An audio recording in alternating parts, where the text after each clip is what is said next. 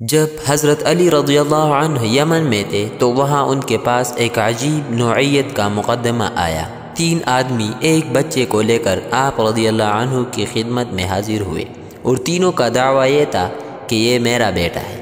حضرت علی رضی اللہ عنہ نے ان کے درمیان قرآن اندازی کی اور جس کے نام قرآن نکلا بچہ اس کے حوالے کر دیا، نیز اسے یہ کہا کہ دوسرے دونوں آدمیوں کو دیت کا 1/3 حصہ ادا کرو۔ جب نبی کریم صلی اللہ علیہ وسلم کو اس فیصلے کی اطلاع ہوئی تو آپ اتنا ہنسے کہ آپ کے دندان مبارک ظاہر ہونے لگے۔